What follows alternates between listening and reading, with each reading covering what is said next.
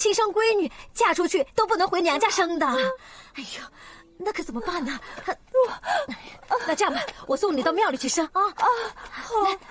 来，慢点，慢点，慢点，哎呀，没事的啊。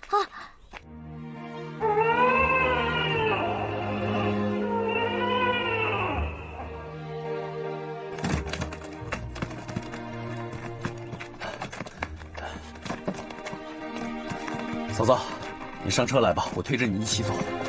不用，我呀坐车坐不惯，习惯走着。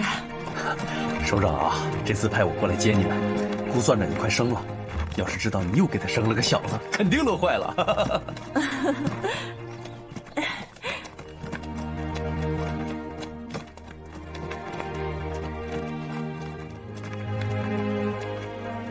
嫂子，到了。首长，首长，哎，妻子。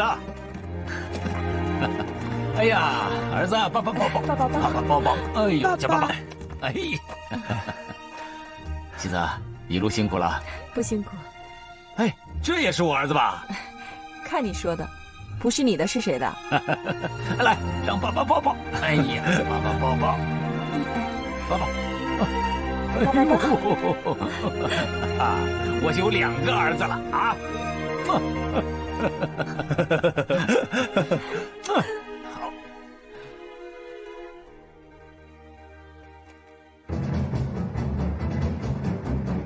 洪学智协助黄克诚师长兼政委指挥了夏季攻势作战和苏北反顽斗争，胜利粉碎了敌人的扫荡，巩固了苏北抗日根据地。洪学智亲自指挥了夺取敌人中心据点陈集和八滩的战斗，重创日军。由于洪学智总是想着打仗，被黄克诚师长戏称为铁匠。在反扫荡的斗争中，37旅19团4连在刘老庄与1000多名日本侵略军激战，82名指战员壮烈牺牲，成为新四军战史上光辉的一页。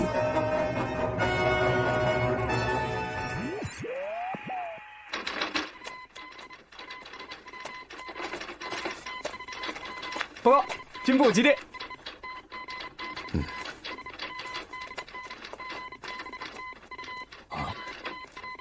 洪大个子，洪大个子，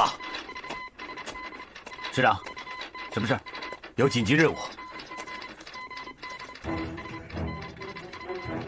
1944年8月20日，一架执行轰炸东京任务的美军 B-29轰炸机在返航途中被日军炮火击伤，迫降在江苏射阳县胡朵镇新家桥的稻田里。新四军军部急电3师派出精兵强将前去营救被日军追击的5名美军飞行员。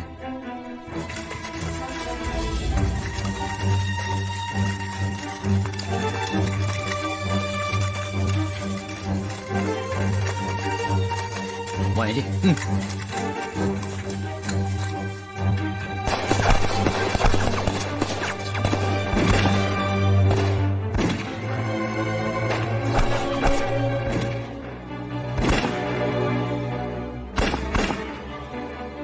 陈四妹，你带一队人巡捕到敌人侧翼，阻击敌人。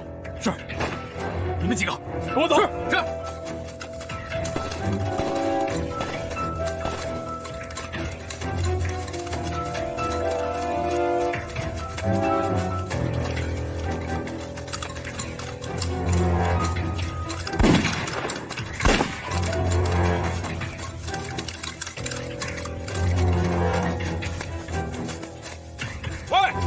我们是新四军 We're Chinese Army， 是来救你们的。Save you here， 往这边来 This way， 快 Come on， 往这边来，快 Hurry up， 快过来 Here， Oh my God，Go Go Go， 快快！好。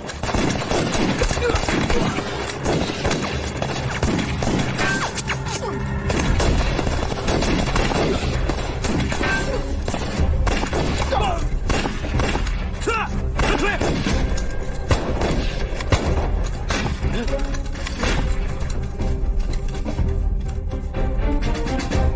陈四妹，好样的！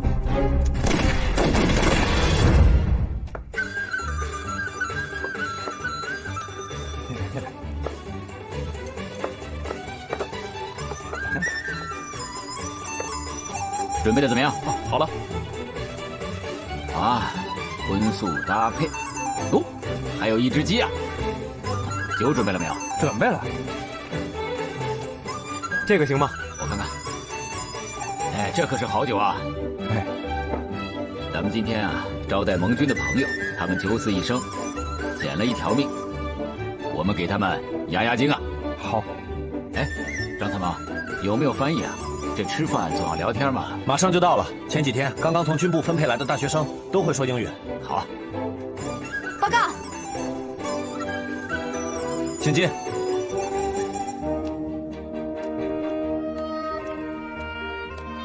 邱珊珊，是你啊？是的，首长，您还记得我呀？我当然记得你啊。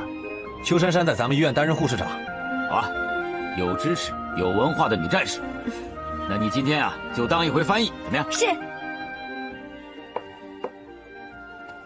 今天啊，你们受惊了，我为5位盟军朋友置酒压惊啊。You must be frightened after today. Please have a drink and relax. We're sorry to bother you. We feel like we're intruding. 不好意思，打扰你们了，我们是不速之客。哦，欢迎你们这些不速之客呀！有朋自远方来，不亦乐乎啊！要不是你们的飞机啊出了故障，我想请你们来这儿喝顿酒，还是挺难的嘛。By order of President Roosevelt, we flew to bomb Tokyo. Then we ended up here to have dinner. 我们是奉罗斯福总统之命，先轰炸日本东京，然后再转到中国来吃饭的。欢迎你们这些客人呐！You're welcome here. So how did the bombing mission on Tokyo go? 完成的怎么样？You know, we flew over Tokyo and dropped our payload of high explosive bombs like. 我们在东京扔下几十颗重磅炸弹，还有10几架飞机也把炸弹赏给了日本的首都。炸得好啊 ！Very good work。这个日本鬼子到处烧杀抢掠，我们盟军朋友去他们的老窝里折腾折腾，太好了，为中国人啊出了一口恶气。来，我敬盟军朋友们一杯，干！啊 ，Cheers！ 干！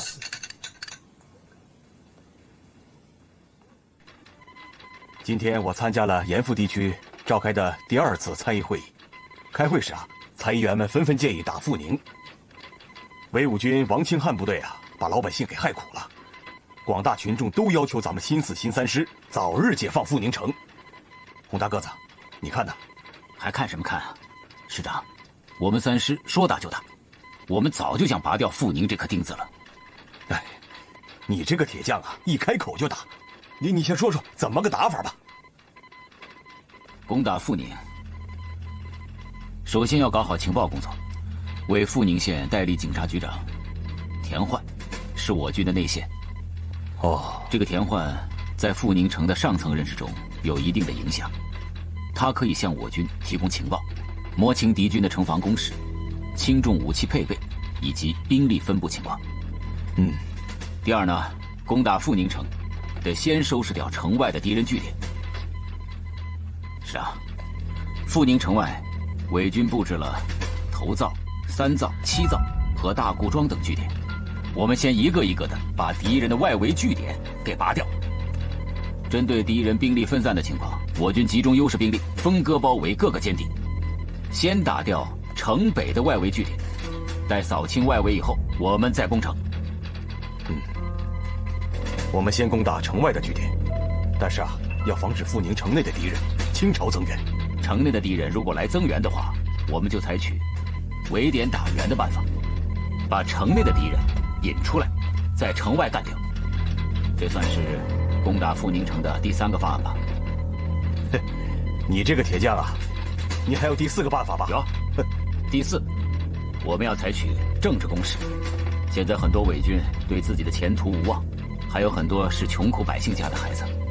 我们要对敌人采取攻心战，瓦解敌人的军心，看来你这次对攻打阜宁早已经深思熟虑了。我们这一次啊，一定要打有把握之仗，不打则已，打则必胜。对，师长，你的腰还没有好，攻打阜宁城的任务你就交给我吧。我这腰啊不争气，这次你就担任前线总指挥吧。是。报告。啊，进城卖柴的回来了，见到田大先生了吗？见到了。这是田大先生绘制的轻重武器配备、城防工事及兵力分布图。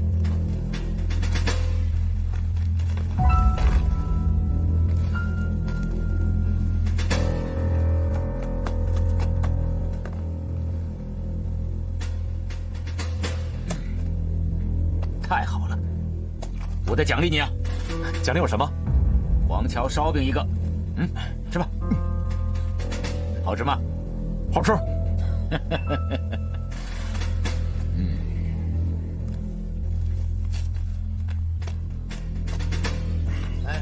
这肉真香，是不是？我跟你说，东西拿过来就好喝不好喝？好喝，口水都直了。好久没喝过这么好的酒了，你知道吗？哎，这次追来了，快！在那边。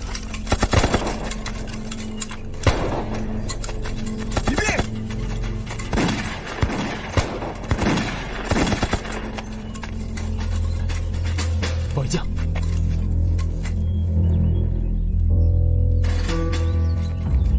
洪参谋长有令，不得万不得已不得开枪，攻心为上。先给他们喊话。是。日本人在太平洋吃了败仗，长不了了。难道你们还愿充当日本鬼子的炮灰吗？赶紧弃暗投明吧！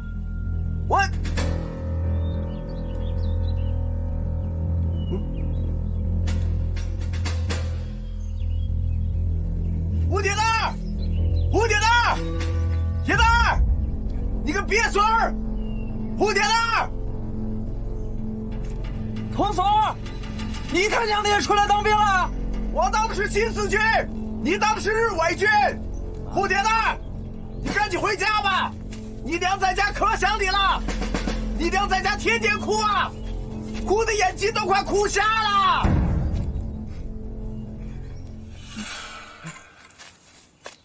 参谋长，你来了。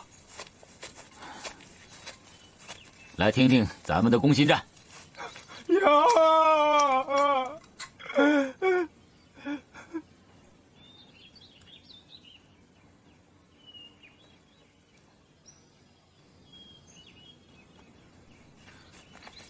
那个打士兵巴掌的，是不是个大队长啊？报告参谋长，听说这个据点的大队长叫朱涛，外号草上飞。草上飞，我给他一枪让他飞。首长，让我去吧。老枪啊，你给我露一手，只瞄准这个草上飞。是。同志们，继续打攻心战，咱们也来一个四面楚歌。首长，我会唱歌。会唱家乡的歌曲吗？我会。来一首乡音乡曲给他们听。是。来唱吧，都唱起来。黄河水，黄河黄，黄河两岸大家都唱起来。别人都在打鬼子，你们却在为军打。唱得好，都唱起来。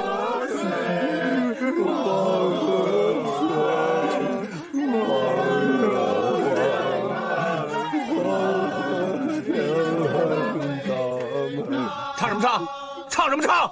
你们是来打仗，不是来唱歌。注意警戒！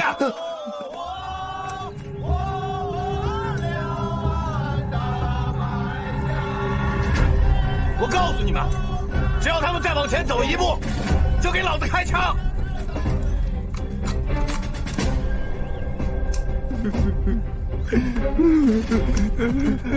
哭什么哭？再他娘的熊样，老子一枪崩了你！别，我还要回家看我老娘呢。看什么狗日的，我让你的。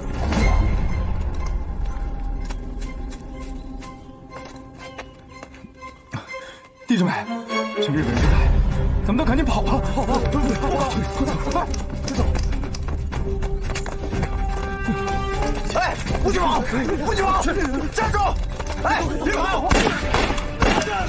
进去，快进去！让他们走，讨厌的！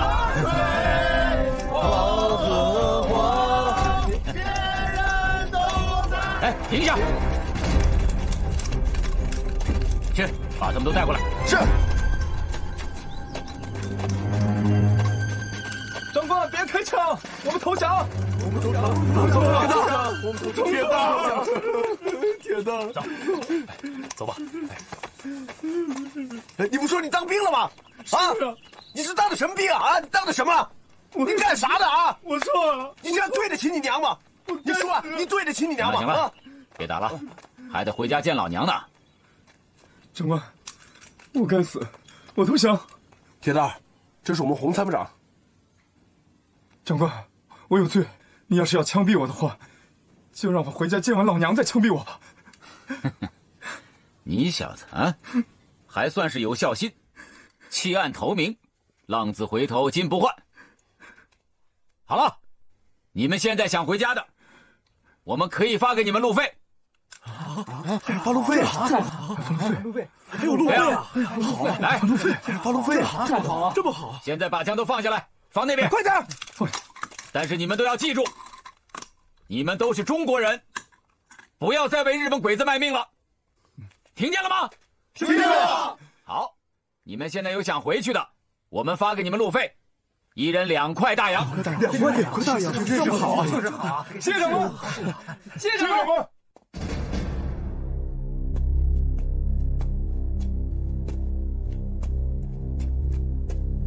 王军长，这次负责攻城的是新四军3师参谋长洪学智，这个人十分狡猾，他使用歪招，动摇我军心。外围各个据点的士兵人心涣散，不少士兵还他妈当了逃兵。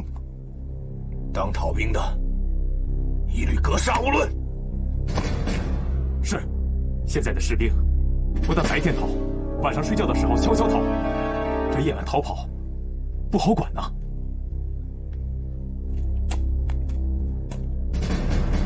难道你们几个就一点办法都没有了吗？没办法，我倒有个办法，晚上士兵睡觉的时候，把他们的裤子收起来。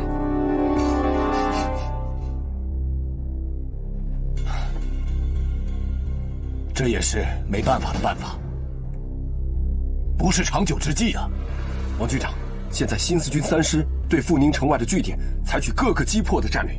如果城外的据点被共军拿掉，就像逐个断我手臂，阜宁城将成为一座孤城啊！王军长，您请看，现在共军把主力调到了头灶和七灶这2个据点之上，我们的情况十分危急啊，军长。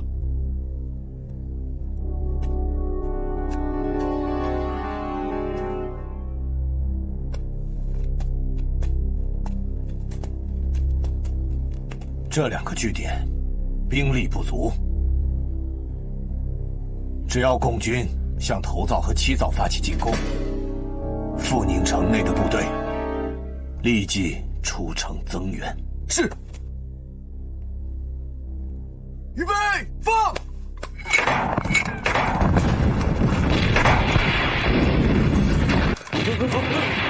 快起来，快起来，快起来，开炮了！快呀！快呀！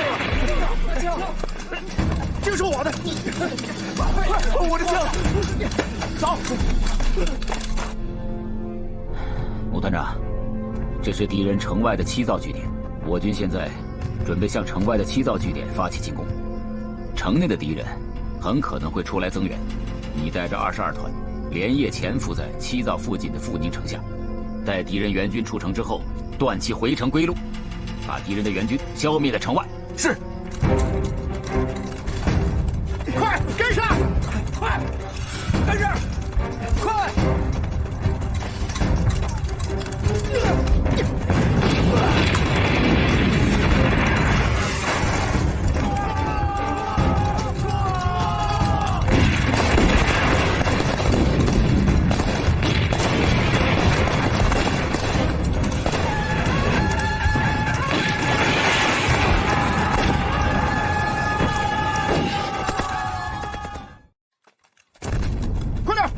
快点，老实点，快走，走走走，快点。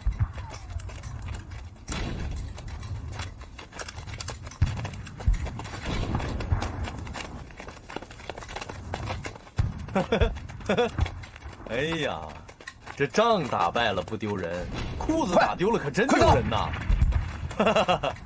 裤子不是打掉了的，是长官不让穿。哪那么多废话，快走，走，快！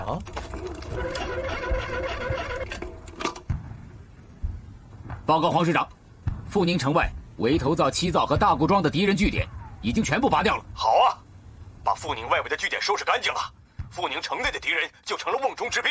洪大个子，部炮兵配合，向阜宁城发起总攻。是。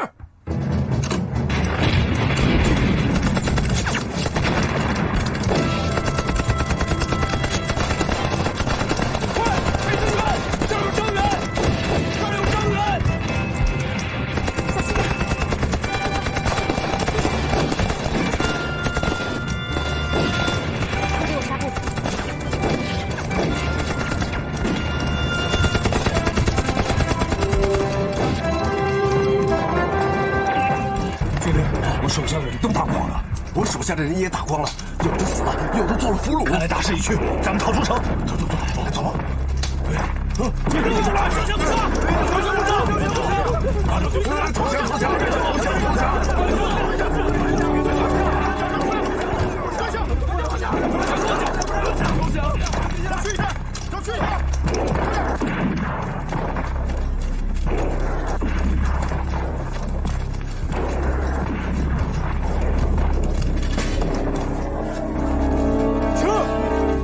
这快走！你们鬼子走狗，你们也有今天的！这败类，中国人的败类，上先刀的！走狗，走狗！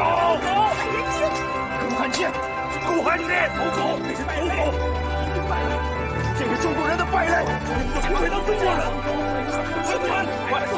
狗喊钱，走狗，一定要喊钱！各位兄弟，咱们共产党的部队是有纪律的。咱不对待俘虏，啊，乡亲们！为君之事，仁义之事，少来这套！待会儿亲自毙你们几个狗汉奸！走！这些败类，挨千刀的就该千刀万剐！汉奸，你们有心，你们不得好死！快点！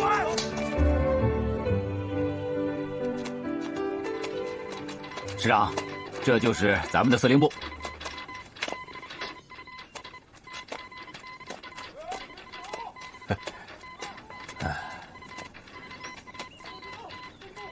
洪大个子，没想到咱们这么快就攻下了阜宁城。现在啊，这个伪武军老巢成了咱们的司令部了。啃下阜宁城这块硬骨头，你功不可没呀！哪里啊，还是你黄师长运筹帷幄，指挥的好啊！哎，你就别谦虚了。师长，我们虽然拿下了阜宁城，但是伪军第5军军长王清汉带领着残部1000多人向南逃了，他们仍然会集结兵力，伺机反扑。好，我们就等着他。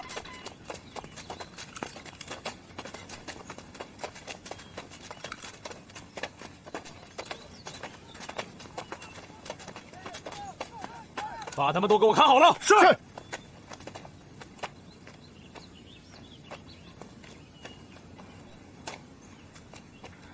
师长，对于伪军的统战工作，报告。我们进来。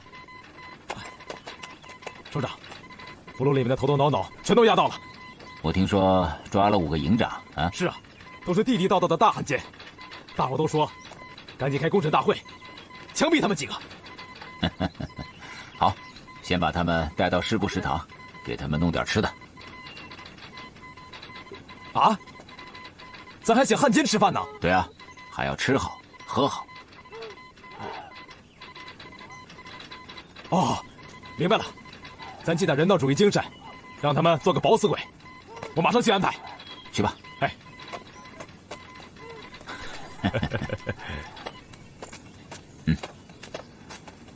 你们大家吃的怎么样？起立。这位是我们洪参谋长。哎，怎么都没吃啊？哎，都坐下吧。洪参谋长，这回成了贵军手下的败将，也是天不容我。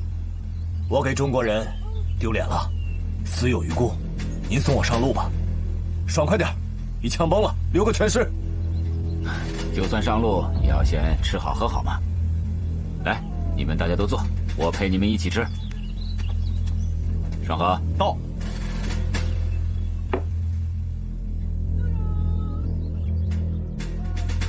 给他们都倒上。是。兄弟们，洪参谋长太客气了，吃下这顿断头饭，这一辈子就算完蛋了。只要来世能投生的话，不再做汉奸了。洪参谋长能陪你们这些狗汉奸在这喝酒，那真是给你们天大的面子，知不知道？这么多年，你们给日本人卖命，与同胞为敌，你们后不后悔啊？长官，说句掏心窝子的话，我早就后悔当伪军了，只因一时糊涂上了贼船，下不来了。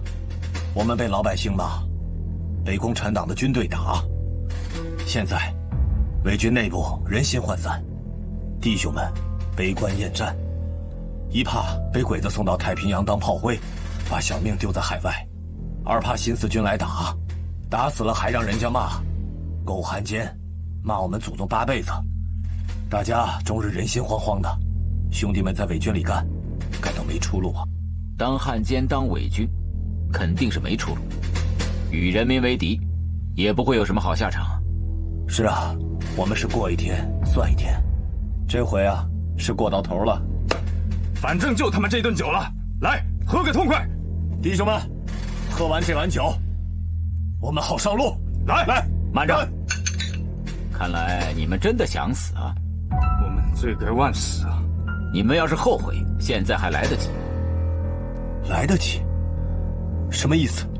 爽和，到，去财务处领10块大洋，一个人2块，送他们上路。啊！参谋长，你真要放他们走？执行命令。是。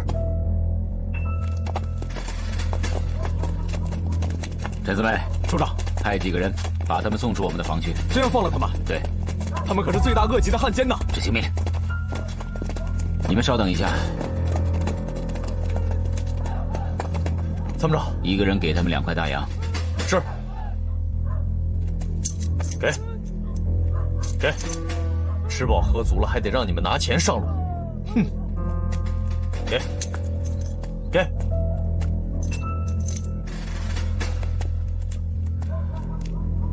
你们可以走了。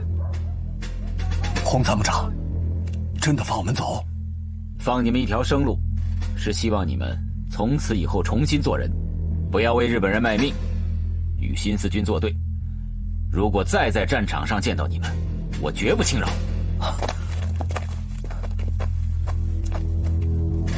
洪参谋长，我们对天发誓，回去之后一定戴罪立功，报答新四军对我们的不杀之恩。好啊，我希望你们说话算数啊！都起来吧，你们可以走了。谢谢洪参谋长，谢谢。把他们送出我们的防区。首长，能在战场上抓这几个营级干部，兄弟们真是不容易啊！您倒好，说放就放了。早知道这样，当初就给他毙了。这可不是我的决定啊，是黄师长亲自下的命令。陈连长，自古打仗交兵，攻心为上。听说过诸葛亮七擒孟获的故事吗？七擒七纵啊！如果我们现在把这几个营长给枪毙了，那很容易，可日后他们的部下很可能就跟我军顽抗到底。陈连长，现在我们把他们给放了，他就是我们共产党政策活生生的宣传员，足以影响他们的军心呐！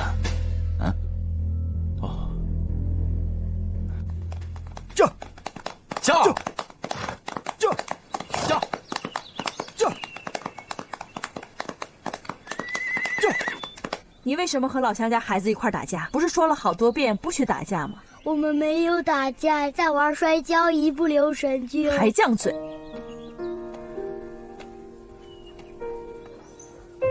怎么了？小虎是不是又淘气了？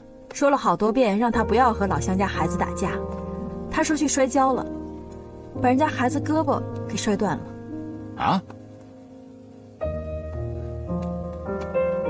老乡啊，首长，孩子怎么样？老乡啊，实在对不住，我一回来就听说了。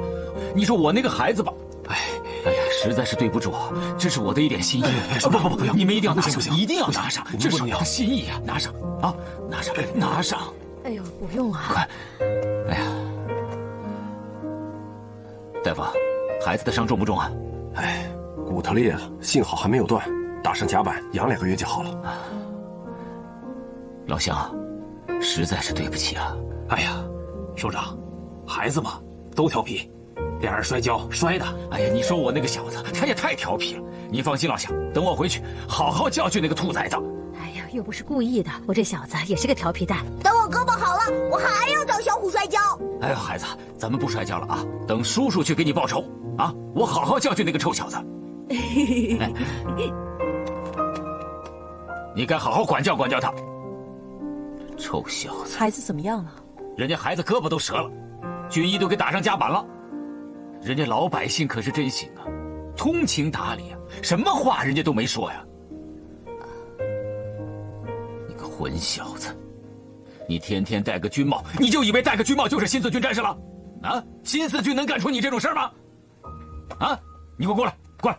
我问你，你怎么把人家的骨头给打折了？是铁蛋找我摔跤的，我又不是故意的。闯了这么大的祸，你还敢嘴硬啊？就是铁蛋找我摔跤的嘛，我不摔，他偏要摔。你这个臭小子，你把人家的骨头都给摔折了，你还嘴硬你啊？过来，我让你嘴硬，让你嘴硬，让你嘴硬！叔叔，你还嘴硬？别打孩子，不能打孩子呀，叔叔！臭小子你啊！我让你嘴硬，不能打孩子，叔叔，你别跑，回来！臭小子，老子在外面替老百姓打鬼子，你在家里祸害老百姓，臭小子！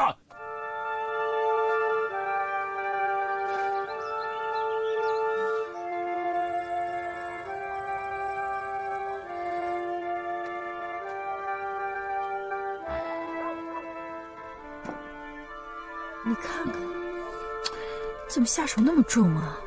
哎呀，这当时我这不是在气头上吗？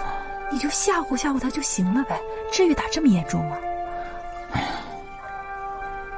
你说咱这儿子把老百姓孩子的骨头都给打断了，你说这怎么说也说不过去啊。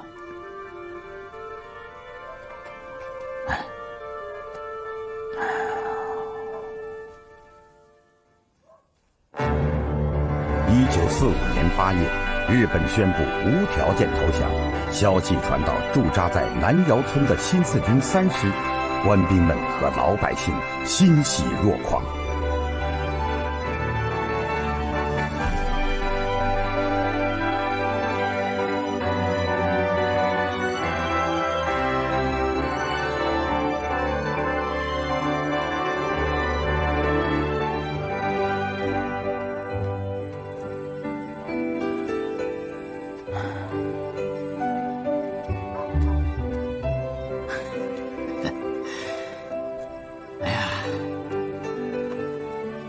长官，可惜你不在啊，太热闹了，黄师长他们都跳起秧歌来了。哎，来，你看，这是老乡们煮的喜蛋，庆祝抗日胜利的喜蛋，还热乎着呢。我给你包一个啊。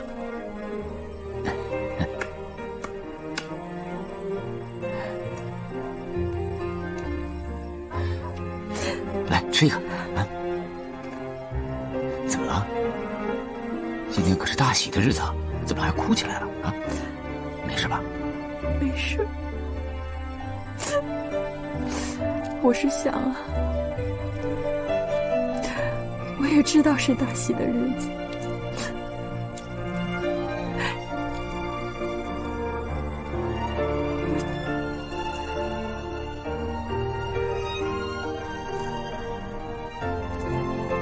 我就是有点想家。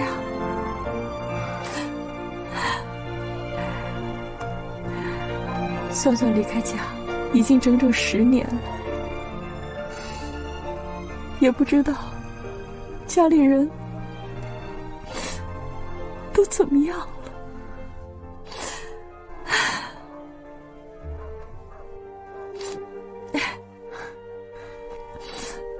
是啊，抗战开始那年，你才18岁，这一晃都8年了，你都成了4个孩子的母亲了。如果是你爹你娘知道了这一切，那该多好啊，是吧？他们还不知道自己都当了姥姥姥爷了。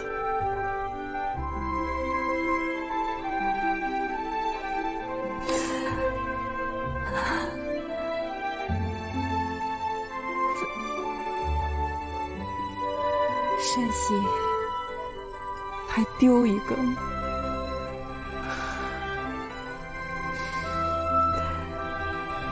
也不知道桂花吃得饱穿得暖不。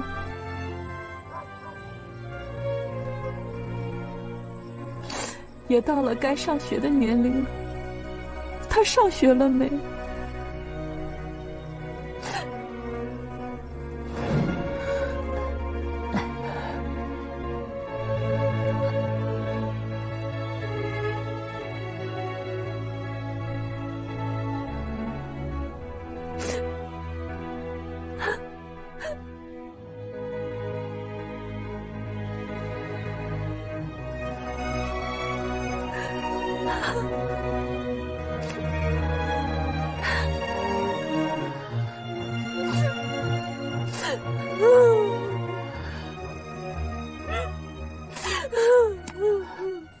现在日本人不是投降了吗？咱们总算可以喘口气儿了。等一有空啊，咱们就去山西，把咱闺女找回来啊！日本鬼子投降了，有路的状况也差不多了吧？是啊，我想着给家里写封信，也许能收到。行啊，那你就赶紧写呀，兴许还真能收到呢。真的吗？啊！哎，你现在就写啊，明天就发出去了。啊！来，啊，来。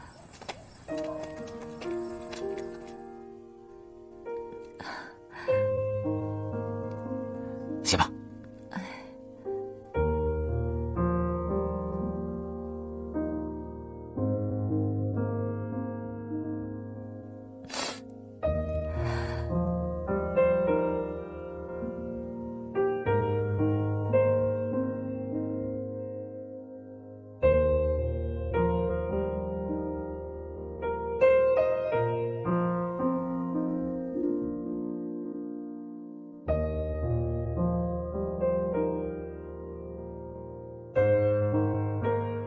嫂嫂，嫂嫂，嫂嫂，你的来信。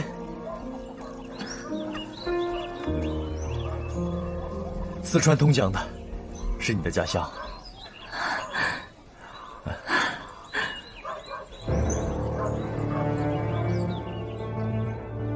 1个多月后，张文真的接到了来自家乡二哥的回信，才知道父亲、母亲都已经先后离世。母亲临终前对张文的哥哥说：“女儿走了7、8年了，没有任何音信，我最挂念的就是这个女儿，你们一定要想办法找到她，活要见人，死要见尸。”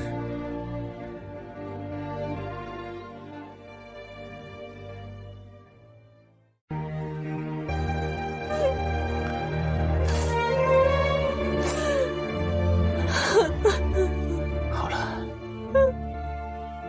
终于有音信了。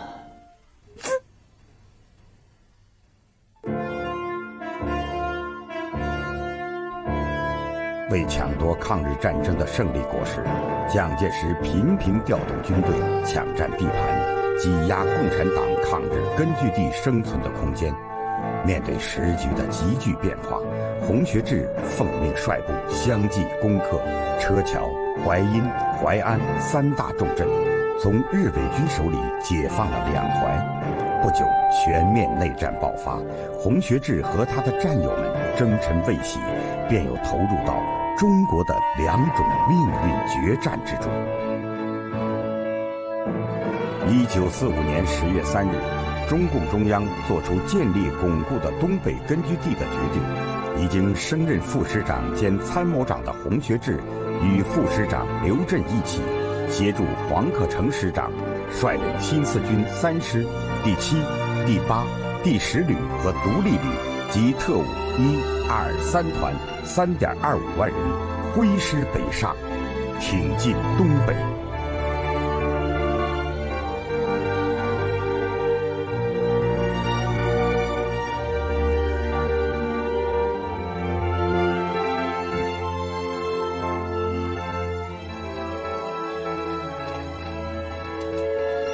师长，洪大哥哥，你来了。我正带着部队准备攻打盐城呢，就接到了您10万火急的电报，有什么事啊？你先看看吧。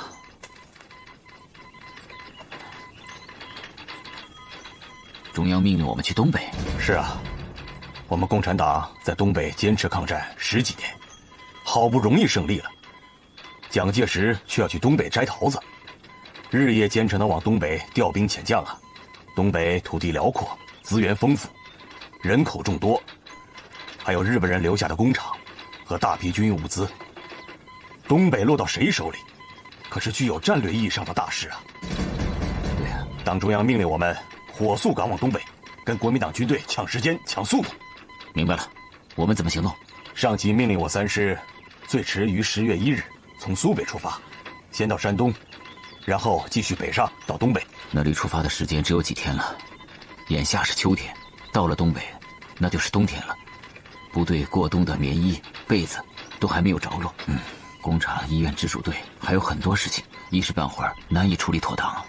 据东北的消息啊，我们过冬的衣服还不缺。苏联红军在东北缴获了大量的日军军用被服物资，我们的部队到了，缺什么就先请苏联红军拨发给我们。要是这样的话，那就太好了。对了，师长，还有一个问题必须要向您汇报。咱们3师在苏北待了5年，大部分战士都是苏北人，恐怕已是留恋故土啊。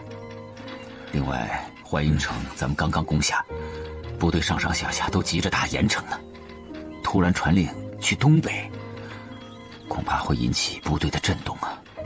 3万多人啊，就算是一半战士想不通，那这个部队也就很难待了。先开一个全师动员会吧。这个会啊，先还不能开。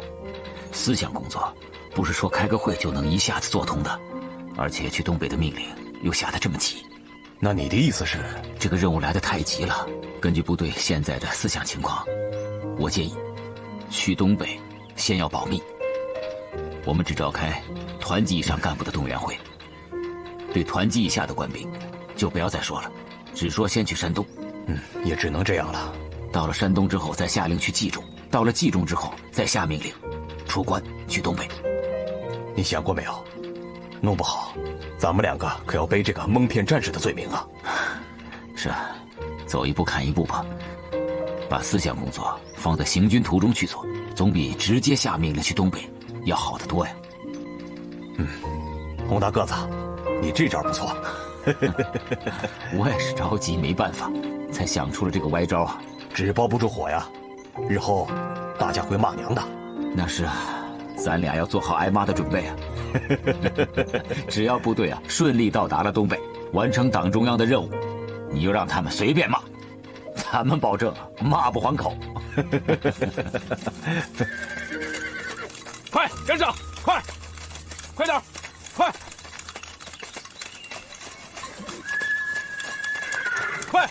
大家先准备好，快！你还有弹药吗？快点！营长，还有弹药吗？这几挺啊！咱们3师突然去山东，不在苏北扩大根据地了。谁说不在苏北扩大根据地？洪参谋长说了，山东离咱们很近，先去执行个任务。什么任务呀？打仗啊！咱都是当兵的，不打仗干嘛去啊？这苏北还有很多城市没解放呢，眼前的不打，去山东打什么鬼啊？你这叫什么话？我知道你老婆孩子在家，你舍不得，但这是任务。大家听着啊，洪参谋长说了，咱去山东打一仗，溜一圈，转过身就回老家了。听说到了山东，天天吃高粱煎饼，连米饭都没得吃了。哪那么多废话？执行命令。是。把自己装备准备好。山东离咱们这儿没多远，打一仗，转一圈就回来了。陈四妹，首长，这一次可是急行军，要的就是个速度。你们连是大部队的开路先锋，你们走得快慢可是至关重要啊。首长您放心吧，山东离咱们这儿没多远，没几天就到了。同志们对去山东有什么想法呀？主要是舍不得家。干革命，你就得有闯荡天下的准备。是。我跟大伙都说了，山东离咱们这儿没多远，过去打一仗，溜一圈，撒个小鸭子就回来了。嘿嘿。好，部队集合！快！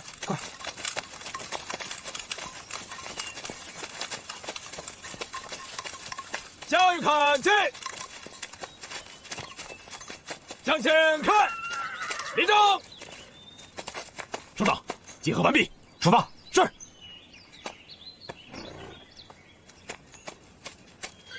向右转，出发。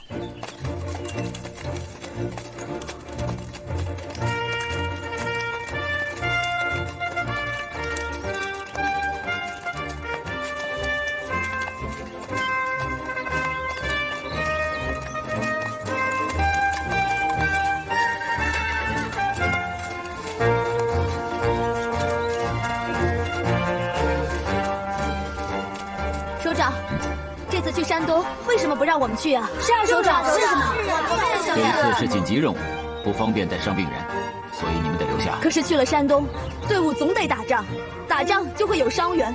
首长，怎么也得让我们去几个吧？等大部队到了山东安顿好之后，再说你们医院的事。那一言为定了。一言为定。好，首长，我们山东见。走，洪大个子，咱们这个瞎话呀，可是越说越邪乎了。罪过呀，罪过呀！当年曹操啊，带兵去打仗，缺水，官兵们渴得寸步难行啊。曹操就撒谎，说前面有一大片酸梅树林，到了那儿大家就可以吃个痛快。一说到酸梅，官兵们顿时嘴里都冒出口水来了。行军的速度也大大提升了，结果大获全胜，班师回朝啊！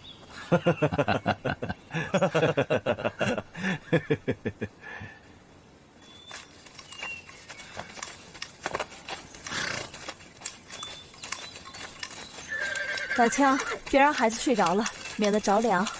哦，来，让我看看。来，不啊！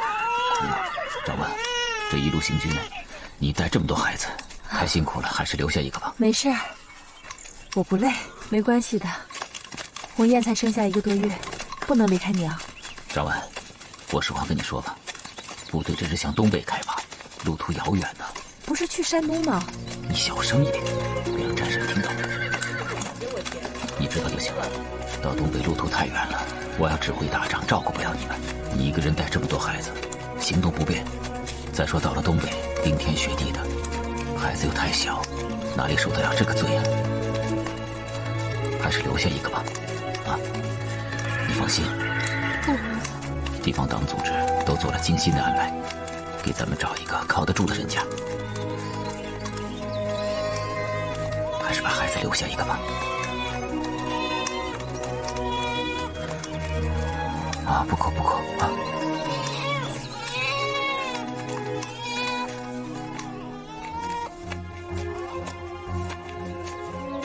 洪参谋长，这人我领来了，这对夫妇是完全靠得住的。谢谢你们了啊！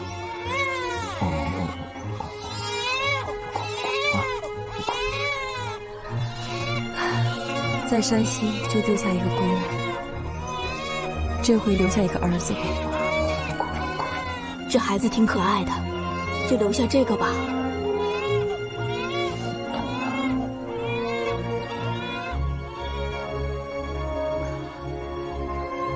若曦，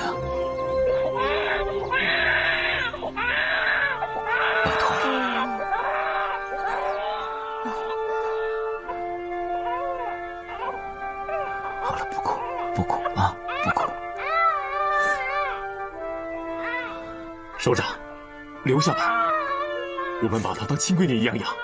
等革命胜利了，她还是你们的孩子。好，还有我们呢，孩子，您就放100个心吧。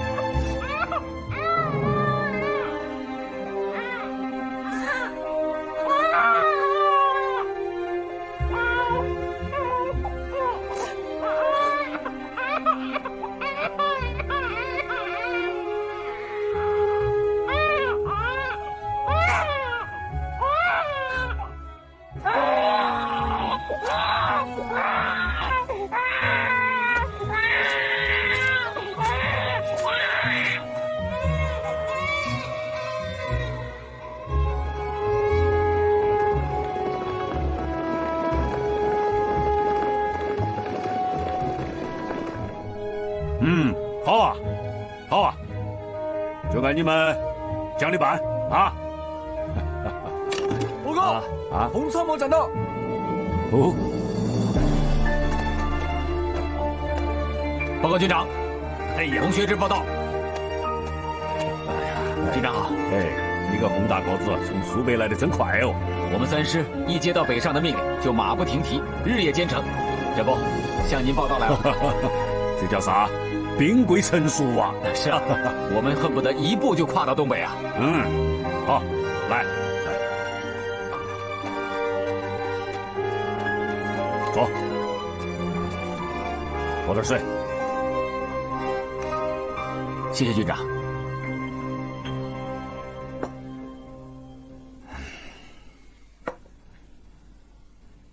好啊，东北可是个好地方啊。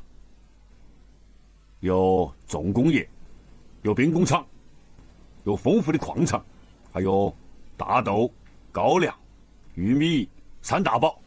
所以啊，蒋介石就要抢喽，哈哈。他要是抢可不行哦，我们的人民不答应，共产党和八路军新四军更不答应。所以啊，就要靠我们人民武装的这把扫帚，把它扫出去。啊，毛主席预言啊，今后中国革命的胜利是先北后南，由北向南发展。哦，对了，这次在延安，毛主席还问起你了嘞。毛主席问我啊？毛主席不仅问到了你，还委托我啊和你谈一次话。我离开延安已经6年了，毛主席还记得我？哎呦，何止记得呀！他还让我问你一下，你对现在工作的职务有啥子意见？如果有意见的话，你考虑另安排工作，而且马上可以安排。陈军长，我首先非常感谢毛主席对我的关心。我对现在的工作很满意。再说，我在3师干的时间也比较长，对3师也是有感情的，对部队也很熟悉，打起仗来得心应手。黄师长的腰又受伤了，所以我觉得我应该留在3师，协助黄师长工作。是啊，3师也需要你。3师是我们新四军的主力，而且你们接下来又肩负着非常重要的战略任务。好啊，希望你们三师立马关外，啊，一展我们新四军的军威。啊，你看这样好不好？下午啊，我给你们三师全体的指战员召开一个挺进东北的动员大会，咋个样？哎呀，军长，这可使不得呀！动员大会在团级以上干部开就行了，可不能传达给全体指战员啊。为啥子啊？因为我们三师在苏北待的时间长，官兵对苏北有深厚的感情，有不少官兵啊原本就是苏北人，很多指战员非常留恋故土，他们怕离开了家就回不来了。您现在一传达去东北的命令，他们一定想不通。再说去东北又这么急，要是婆婆妈妈做工作的话，那黄花菜都凉了。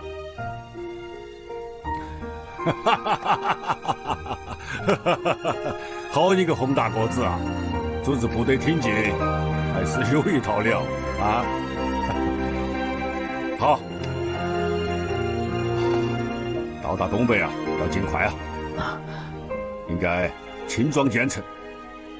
我们研究了，三师的武器就放在山东吧，也好装备一下山东的新四军。你看咋样？把武器都留在山东？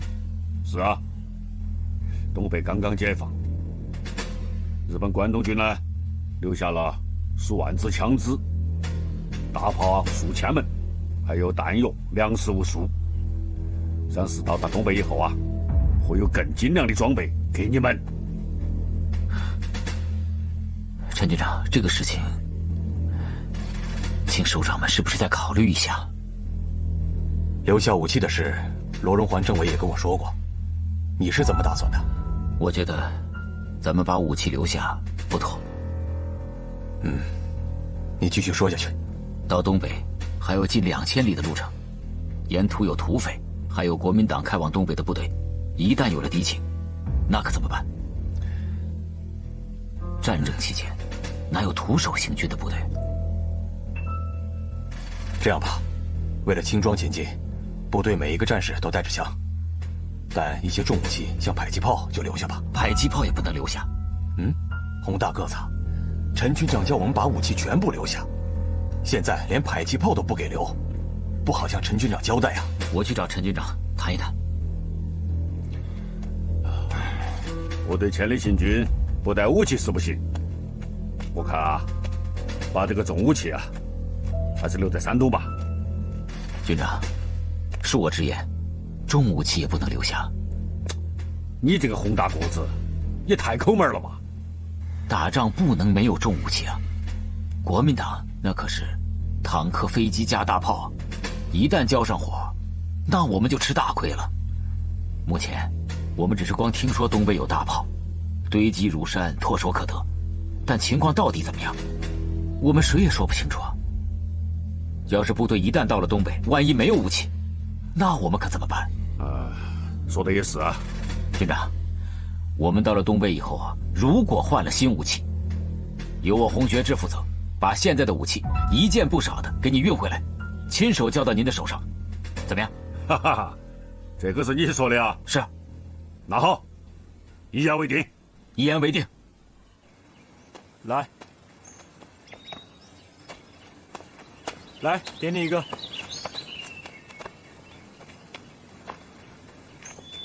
这哪咽得下去啊？真难嚼，还是苏北的大米饭好吃。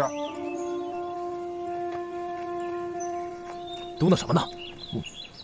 咱都是当兵的，哪儿那么多臭讲究？到什么山唱什么歌，在山东就是山东大煎饼。等咱们回到苏北，有的是大米饭吃。营长，咱们什么时候回苏北啊？咱人都来了，咱们是不是打几个漂亮仗再回去啊？哎，这山东大煎饼真的不好咬，横着咬、竖着咬，横竖咬不动了。是啊。你们都是没牙齿的老太太吗？看看我怎么吃！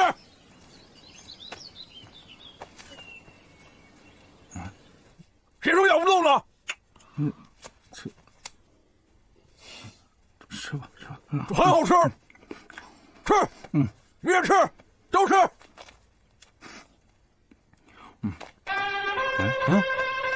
怎么了？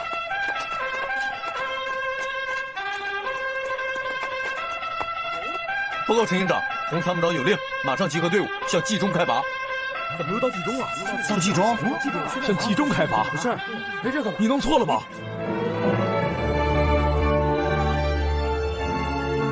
？1945年10月，新四军3师向东北开进。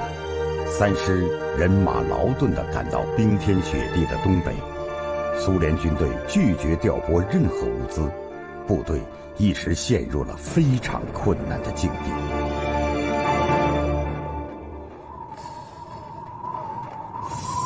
营长，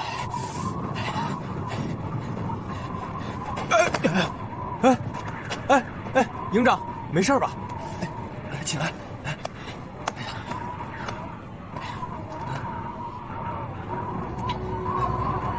洪学智，你个大骗子！你不说去山东吗？跑东北干嘛呀？找柴火生火呀！快点！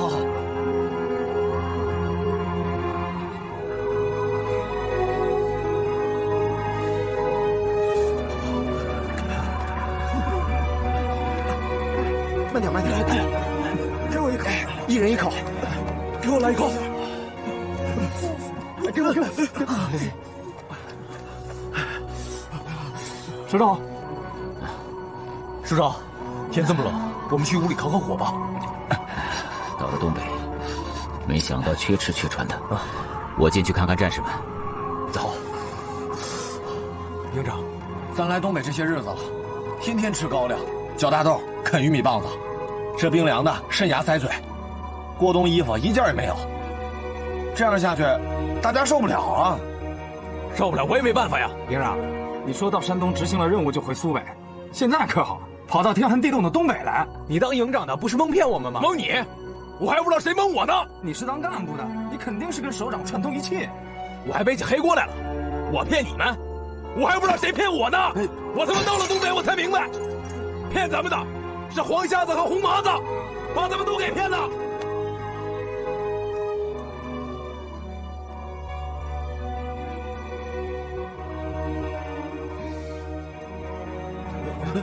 首长，首长，首长，首长来了！大家请坐吧。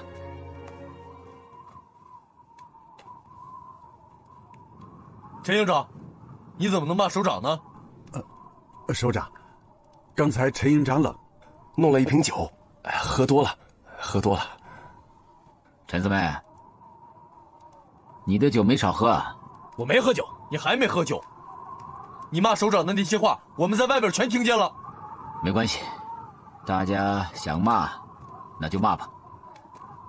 我实话实说啊，就是我红麻子把你们骗到东北的。啊，原来是这样啊！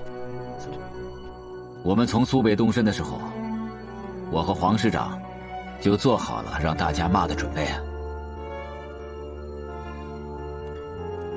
首长，那您跟大家说说吧，为什么把我们从苏北骗到东北来？同志们，我们3师奉命出关，是党中央和毛主席决定的。抗战结束了，蒋介石呢发动了全面的内战，要抢占东北。这东北可是咱们解放全中国的立足之地，在东北如果站不住脚，让国民党抢了先，我们在战略上可要吃大亏啊。可是我们现在呢，只有2条腿，我们这2条腿要跑在国民党军队的车轮前面。当时任务紧急啊，没有时间给大家做细致的思想工作，所以我就骗了大家。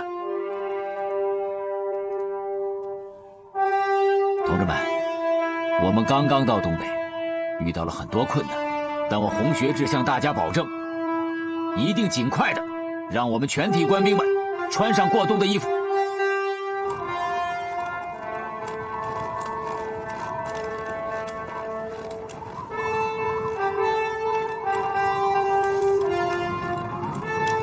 首长好。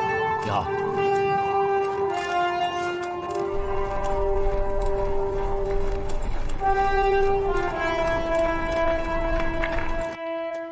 师长。哎，师长，你下连队去了吧？是。战士们情绪怎么样？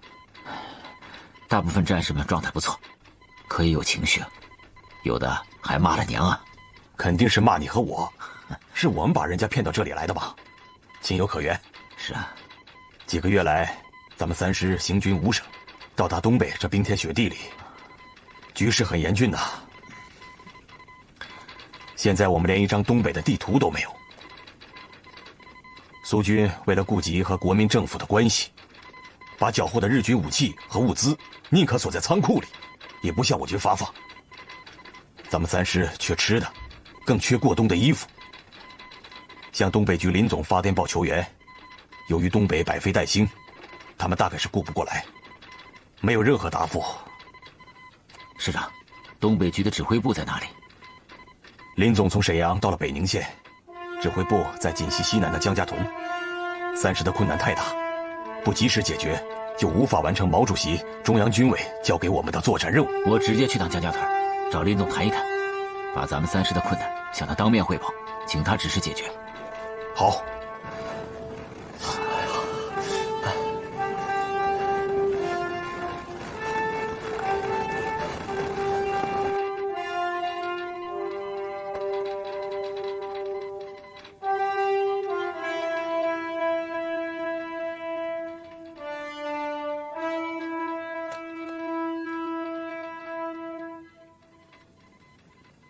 报告，林总，3师洪参谋长来了。啊，快请进。报告林总。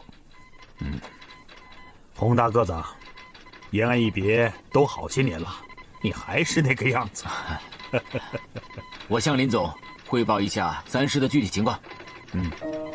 坐吧。是。林总，3师从苏北出发，一路长途行军，现在已经到达了东北的北宁县一带。可是因为长途跋涉，部队十分的疲劳。现在，部队的官兵还缺吃的，缺少过冬的棉衣、被子和帽子。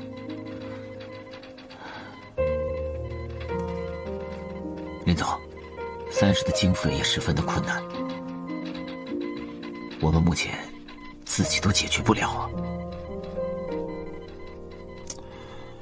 3师这么快从苏北打到东北，很好。现在东北的作战任务很重，希望你们教育部队战士，发扬英勇的战斗精神，迅速的向锦州、锦西一带前进，在那里阻击敌人。你们的后方应该在锦西以东、以北地区，要在那里建立根据地。是。林总，我们3师甚至还没有一张行军地图啊。这是一张北宁县作战部署图，3师就按这个部署行动。是，我们立刻按照林总的作战部署行动。记住，这张图非同小可，在回部队路上要人在图在，人亡图毁。明白了。林总，我们3师的经费和过冬的棉衣，还希望……哦，回部队后，你把这张图交给黄师长。明白。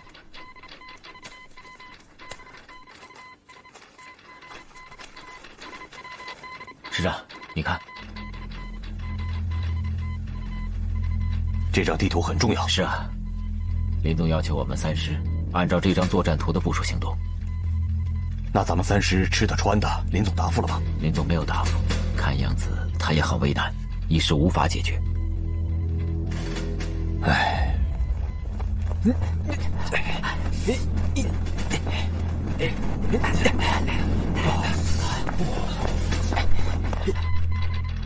情况很严峻呐。是啊，3师的困难，东北局解决不了，我得直接向中央军委汇报事情，给中央军委发报。中央军委，我3师执行中央军委指示，从苏北到达东北了。目前，部队面临着饥无状态，当地无党组织，无群众基础，无经费，无备付粮草，无补充枪支弹药，无后方医院，请中央军委予以解决。你看看行吗？我同意。你不要钱了。为什么？因为我是中央委员，我有权越过东北局向党中央汇报实情。这发牢骚的电报，你还是不要签字为好。如果东北局怪罪下来，由我黄瞎子一个人担着，立刻发给中央军委。是。师长，让中央军委知道我们3师的困难，当然是好，但是军委也很难立刻解决我们的燃眉之急啊。那怎么办呢？我想还是跟苏军接触一下吧。苏军的仓库里堆积着大量缴获日军的物资，尽管国民党政府跟苏联政府交涉了，不准将军用物资调拨给我军，但也未必就是铁板一块啊。洪大个子，你曾在长征途中是赫赫有名的粮草官，希望你在这个节骨眼上也当一回粮草官。那我就试试吧。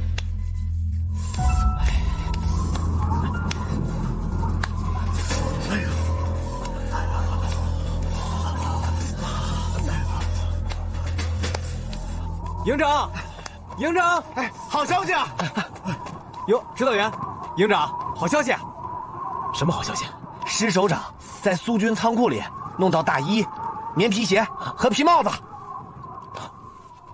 真的？真的，有的营都已经去领了。你快去吧，再不去就领不着了。哎，从苏军仓库里搞了多少大衣？多少棉鞋？多少帽子？棉衣大概1万多套，还有2000双棉鞋，8000个皮帽子呢。都是洪参谋长亲自去苏军仓库弄回来的。洪参谋长去弄的？对啊，洪参谋长去的。快去啊！哎呀，快去啊！哎，我去干什么去啊？去领大衣、棉鞋、还帽子，还有衣服呢。咱们师有3万多人，平均3个人能穿上1件衣服，你觉得能轮到咱们头上吗？自己想办法。那也比没有强吧？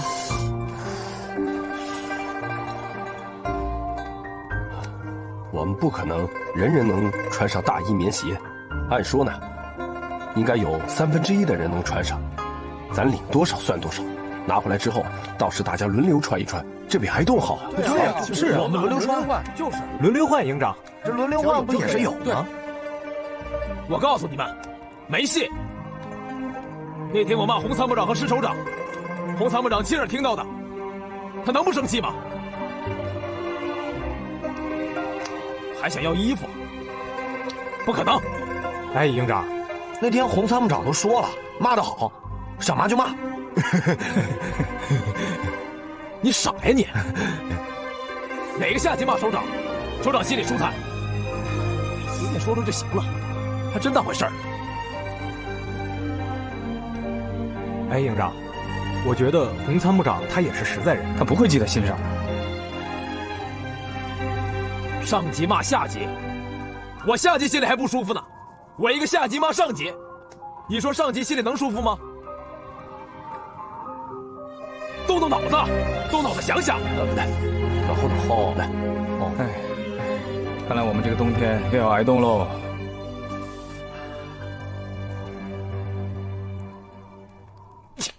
哎，多给我点嘴欠。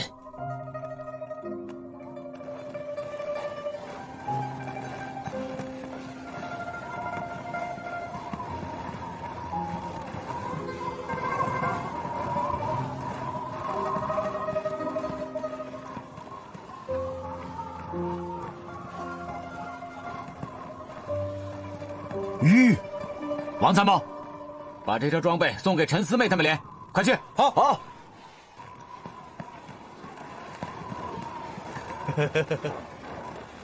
你笑什么？陈四妹那天骂娘，你倒忘不了她了。陈四妹他们连是打仗的先锋连，好东西，当然要先发给第一线的战斗部队啊。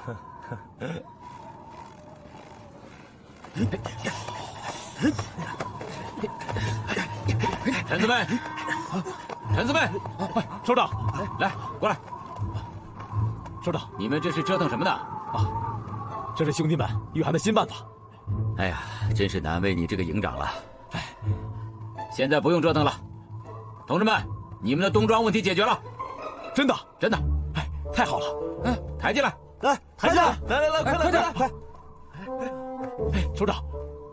哎，走，帮忙去，走，这些都是给我们的，都是给你们的，给你，来给我，来，快来，这样不怕冷啊？是啊，来，给你一件，大家都给换上，来，快车上，换上，来，快，哎，每人一件啊，太好了，来，带上，哎呀，解决大问题了，好，哎呦，真暖和，把这大衣穿上让我看看，好。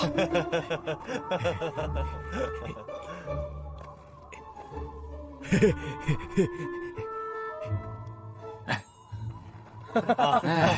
这个大衣你穿着还挺合适啊，好像专门为你小子定做的嘛。啊，还行吧？啊，挺好的。首长，那天是我太混蛋，骂了您和黄师长，您不生我气了吧？不生气。哎，我跟你们大家说实话，的确，是我红麻子把你们骗到东北来的。但是我没有想到，大家来到东北之后，是如此的挨饿受冻啊！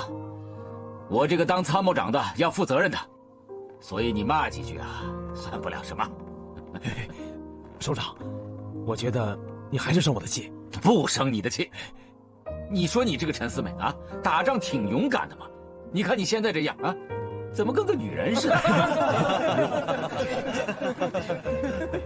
首长，我这心里都不踏实啊！你怎么才能踏实啊？难道还让我给你写个字据啊？哎，这个好啊，您就给我写个字据吧。你还真要让我写呀？啊，你写个字据，我心里就踏实了嘛。好，行，为了让你踏实，那我就给你写个字据啊。行，我给你写哪儿啊？哎，写这儿。这大衣上怎么能写字？哎，您就写这儿吧，这样我每天都看得见。我心里头就踏实了。好，我就给你写。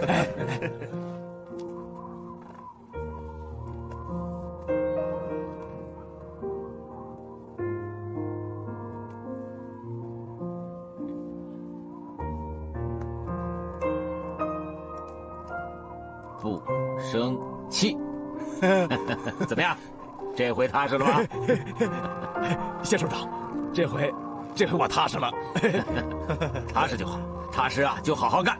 哎，同志们，暖和了吧？暖和了。好，那你们继续练吧，我回去了。走了，首长，我送你。不用了。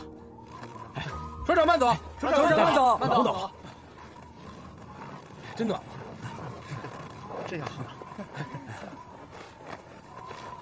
哎，来，看，哎，过来，哎，看看，首长亲自写的，哎，看，我说兄弟们，首长对咱们这么好，以后打仗就看咱们的了。营长，你就放心吧，只要你一声命令，绝不婆婆妈妈。对，只要上战场，您瞧好吧。好，过几天我们就打通辽了，到时候可就全看咱们的了啊！能不能打一场漂亮仗？能。能不能？能。大声点儿！能。好。今天把你们两人找来，是想研究一下铁路问题。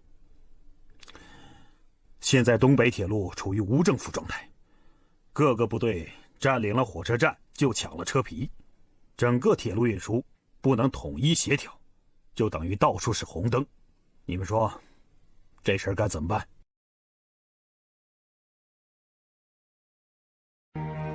能处，再违抗命令，就格杀勿论。格杀勿论？当然，说格杀勿论，实际上一个也不会杀，主要是命令大家都把车皮交出来，统一调运人员和物资。这件事儿很麻烦。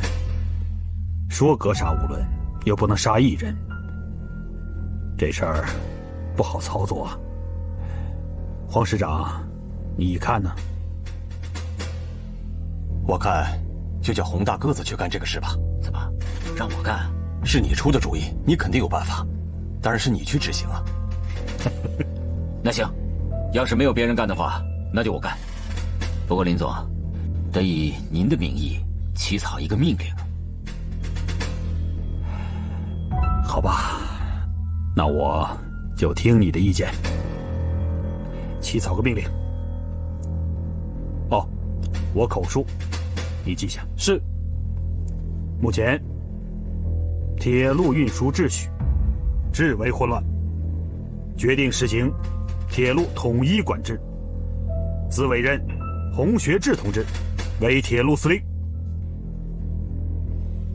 开展西利屯至承德之铁路工作，以告各地铁路局及沿途之护路部队，皆由洪司令指挥，各地部队皆不得阻抗。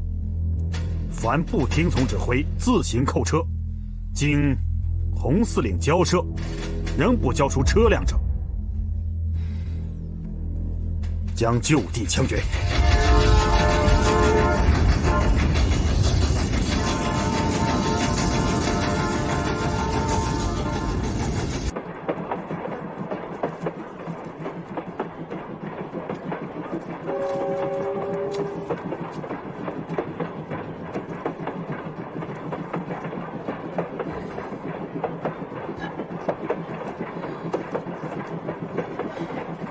这些命令书，每到一个车站，都下去张贴，火车车厢上、车站的墙壁上都要贴上。有违抗命令者，就地枪决。就地枪决？是啊，这命令书上白纸黑字，不是写得很清楚吗？军中无戏。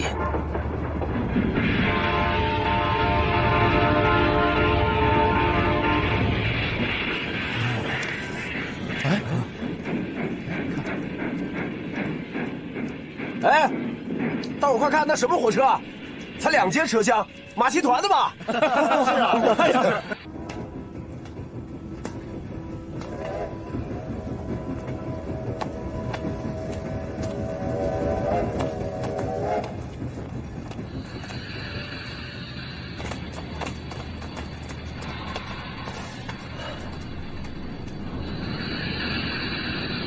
咱俩去哪儿？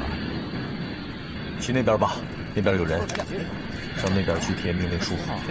走。马戏团的，来尝尝这个。哎，马戏团呢？来贴广告啊！哎，往车皮上贴这玩意儿干啥呀？把车皮弄得这么脏，你们这是干什么呀？就是啊，你们干什么呀？干什么？我们是奉铁道司令的命令，在这张贴命令书，所有车皮统一上交。啊！车皮上交？上交？凭什么？凭什么呀？这是我们自己缴获来的，凭什么给你们呀？不管从谁的手里缴来的，所有车皮统一上交。到了火车站，由铁路司令统一调配。不能贴了！不能贴了！不能走！同志们，不能贴了！为什么？不行，这是上级的命令。不能贴了！所有车皮不行，统一上交。不能贴了！不能走！同志们，不能贴了！不行，这是上级的命令。吵什么呢？马副营长，您来的正好。不知道从哪儿冒出2个人，说是奉铁路司令的命令，收缴咱们团的火车皮。哼！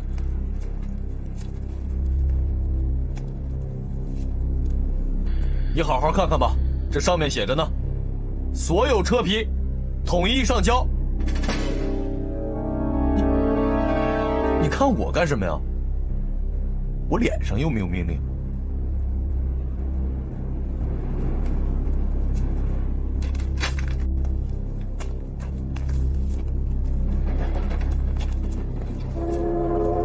看什么呀？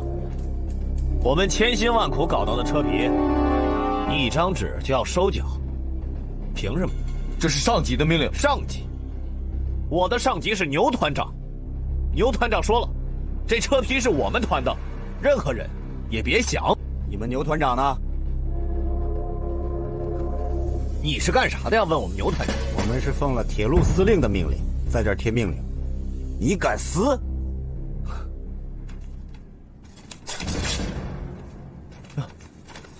我还就撕了，你还能把我枪毙了？一再抗命，等待你的是就地枪决。就地枪决？你枪决老子看看！来，往这儿来，来啊！你给哪个充老子呢？啊！我给你充老子，怎么了？哎，别！我们不和他一般见识，我们现在就去找司令，走着瞧。司令，报告，这列火车不许贴命令书，还说坚决不交出车皮。哪个不交出车皮啊？就是他。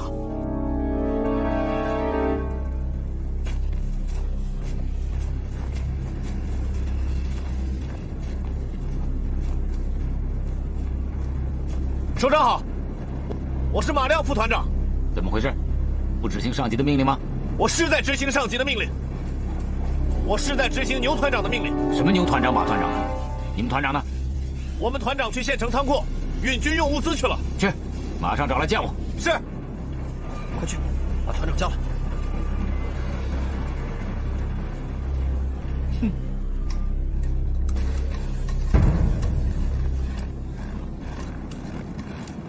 弟兄们，这个日军仓库现在归咱们团了啊！把这里面的吃的、日本罐头、穿的，统统的给我搬到火车上去，快点！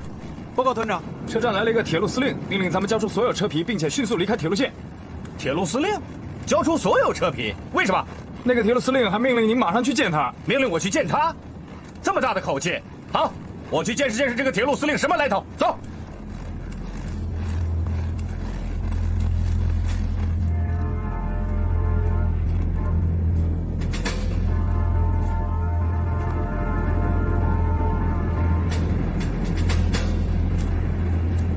什么铁路司令？就是天王老子来了，老子也不交出这车皮，老子打下这个车站，死了多少好弟兄？那个什么铁路司令哪儿呢？团长，那儿呢。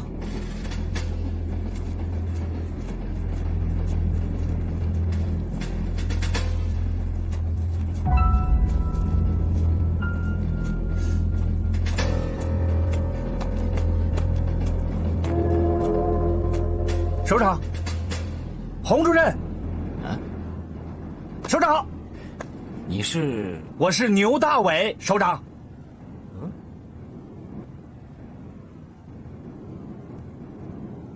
哎呀，就是当年长征途中差点死在夹金山上的那个牛大伟。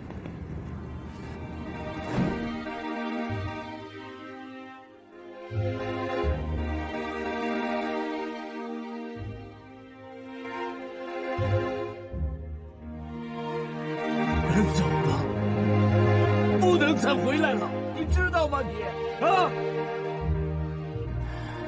你要想想更多的战士们。那几个战士叫什么名字？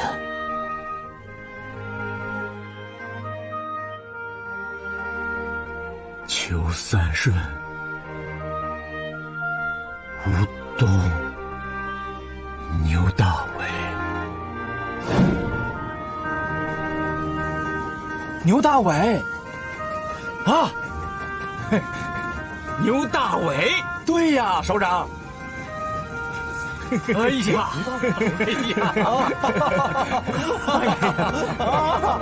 哎呀，真没有想到啊，能在这儿碰到你小子。是啊，是啊，你看他们俩是谁？老枪，双河，你俩小子没死啊？没死，就许你活着啊！你小子现在当团长了，挺牛嘛！哎呀，再牛也没有首长你牛啊！早就听说您已经当了3师的副师长兼参谋长，我这个小团长算啥呀？你还不牛啊？占着这么多的车皮，还拒不执行命令？是，首长，哪知道您现在又当了这个铁路司令了？老首长，真的要缴我们的车皮呀？是啊。哎呀，首长，能不能找个地方说话呀？随你啊，那就到你的指挥部里去坐坐。首长，我就在这火车上办公。指挥部在车上啊？对。哎呀，你太厉害了嘛！啊，好，好，好，让我去看看你现在有多牛。走，好走，首长请。来接日帖。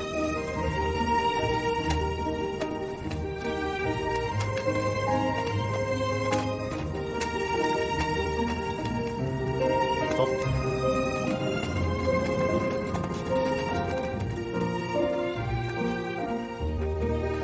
首长，哎呀，哈哈，你这个指挥部漂亮吧？啊，沙发、办公桌、台灯、电话、保温瓶，啊，哎，还有罐头，哪来的？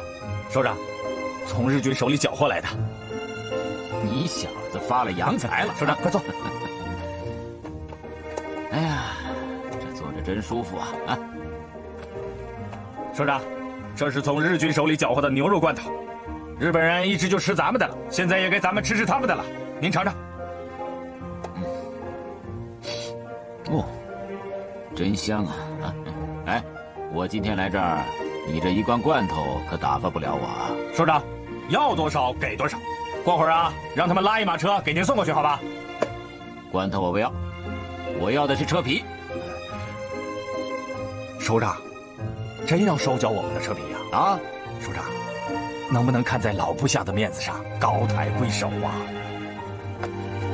我问你啊，你要那么多车皮干什么？首长，我要车皮干什么？我运我的部队啊，运部队所需要的军用物资啊。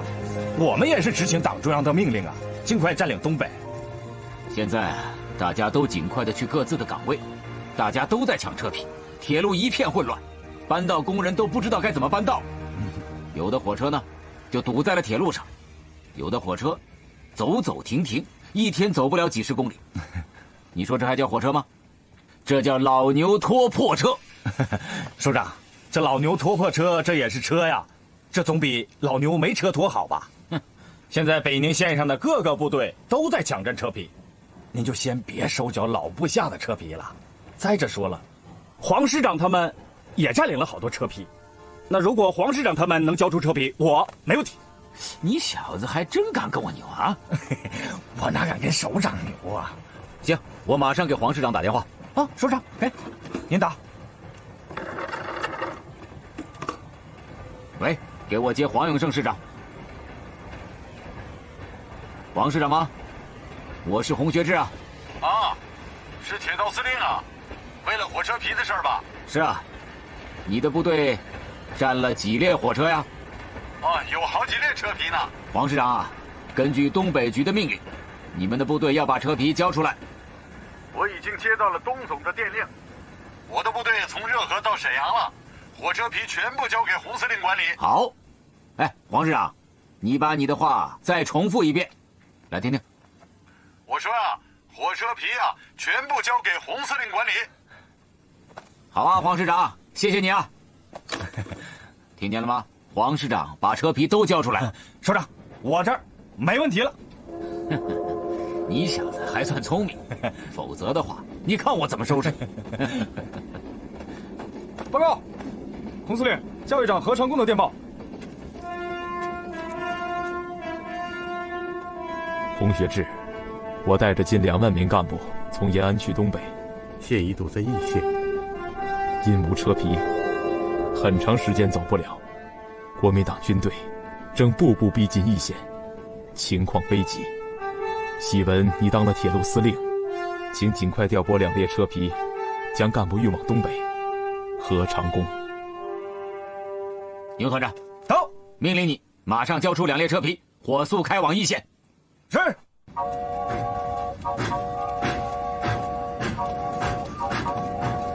都听好了，牛团长命令把列车打扫干净，上交铁路司令部。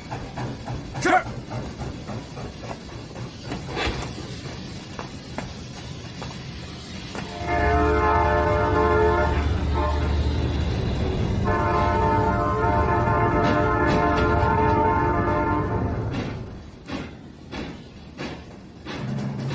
仅仅1周多的时间，洪学智使东北铁路全线畅通，铁路司令的名声也从此传开了。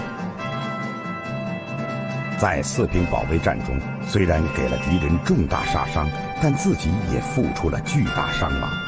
洪学智为自己的部下和战友的牺牲悲痛万分。四平保卫战历时30多天，重创了敌人的精锐部队，遏制了敌人的进攻势头。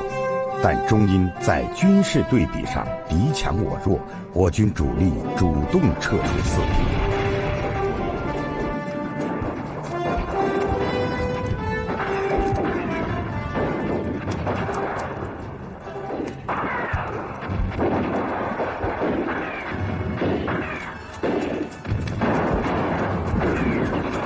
报告，首长，我们又一次打退了敌人的进攻，打得好。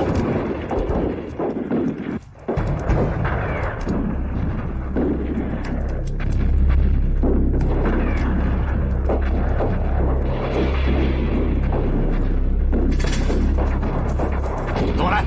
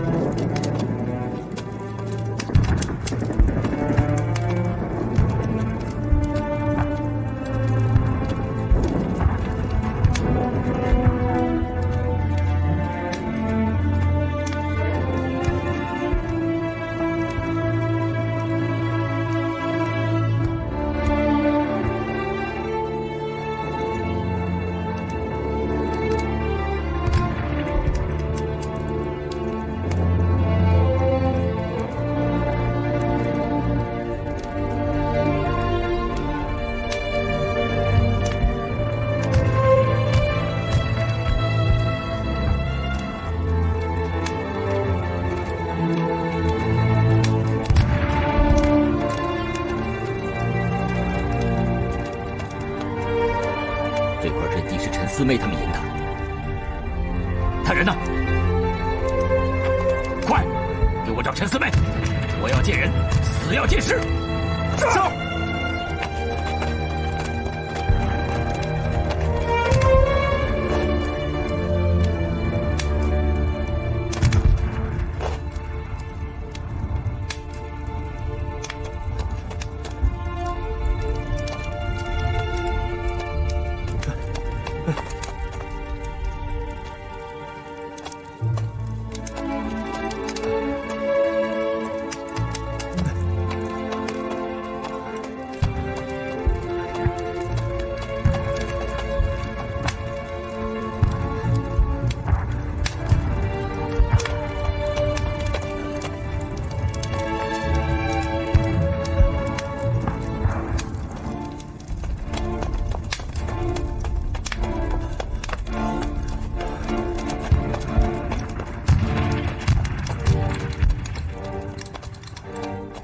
首长，没找到陈营长，只找到了这个。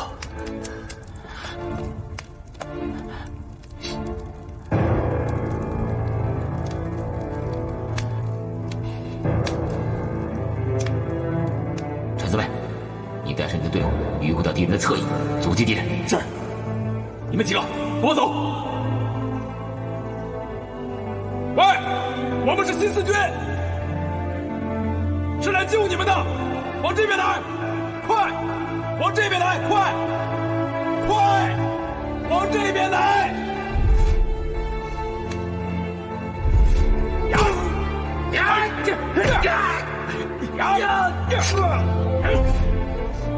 洪学智，你个大骗子！你不说去山东吗？跑东北干嘛呀？这冰天雪地的！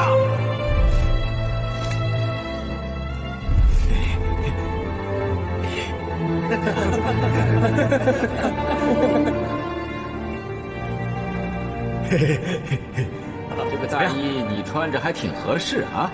我觉得你还是生我的气。不生气。你写个字据，我心里面就踏实了。好，行。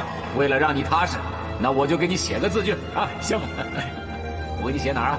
哎，写这儿。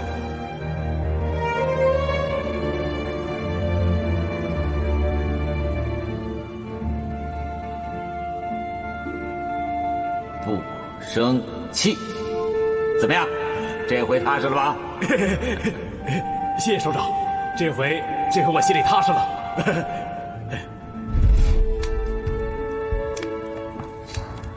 陈四妹，我的好兄弟呀！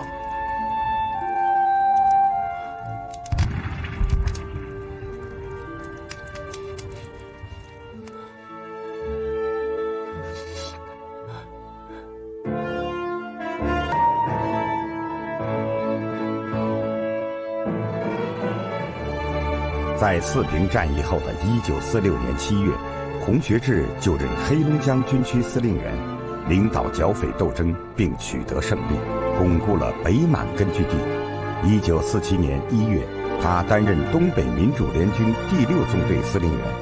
1947年2月26日，6纵参加了3架江南作战，在洪学智的指挥下强攻德惠城。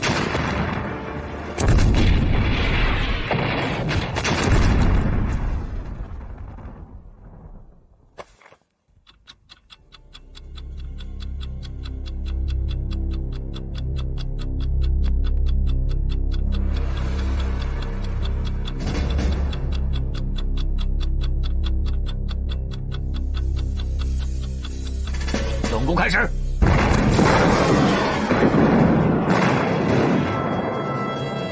我军四面攻城，炮兵轰击敌人阵地，坦克部队配合步兵攻城，先后有7个营的兵力进入德惠城内，战斗持续了3、4天，异常激烈。由于杜聿明急派敌人新一军一部和71军一部增援德惠，东总果断下命令，6纵撤出德惠战场。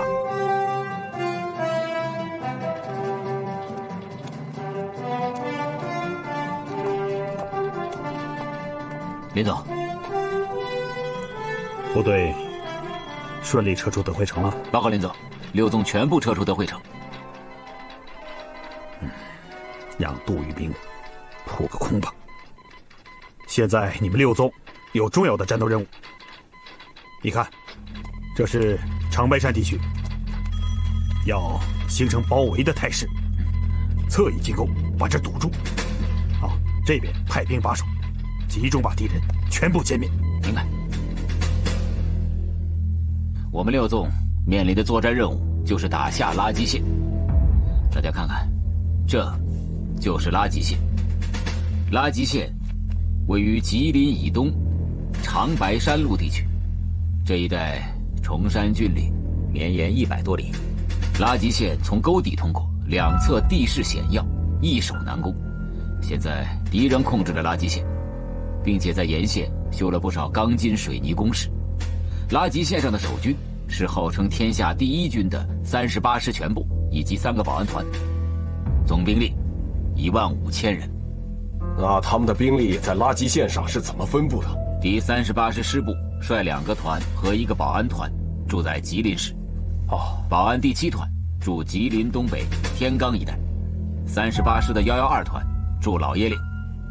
这个团是新一军38师的主力团，这个团的团长你们大家想必都听说过他的名字吧？听说过，是张杰之。对，张杰之，这个家伙在滇缅抗击日军，立过战功。美国总统罗斯福给他授过勋章。听说这个家伙打仗很有一套啊。我军先不必打张杰之，先攻下拉吉县上的天罡。天罡的保七团是敌人防线的薄弱点，而且这个部位又非常靠前，歼灭保七团可以将拉吉县拦腰切断，割断吉林与老爷岭第112团的联系。对，打掉天罡，然后孤立112团。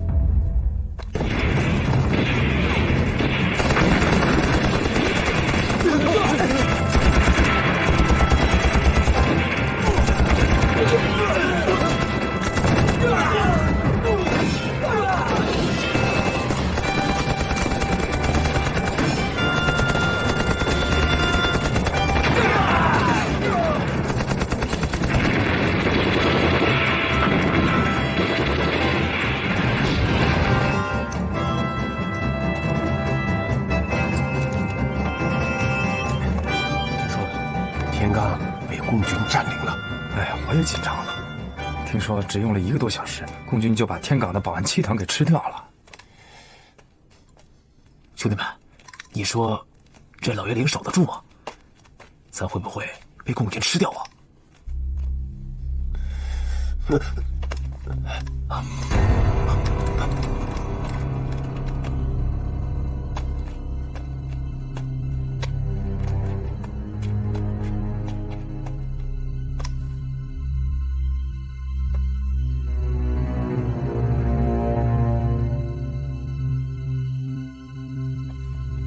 兄弟们，咱们这里是一夫当关，万夫莫开。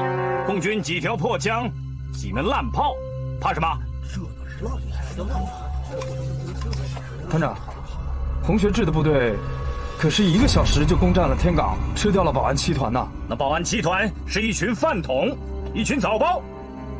咱们112团是美式装备的精英部队，在滇缅战场上打的日军是闻风丧胆，是不是啊，弟兄们？是。大家给我好好的守住老爷岭。这里是我军向哈尔滨进攻的东线跳板，杜聿明军长严令我军一定要守住老爷岭这个点。是。报告，报告，杜舰长来电。赵科长，共军6纵攻占了天冈、尤家屯和江密峰等要塞，拉齐线40公里路段被共军切断，老爷岭处于孤立状态。共军6纵正聚集部队于老爷岭一带，112团能守则守，不能守则考虑向吉林市撤退。守住老爷岭。是。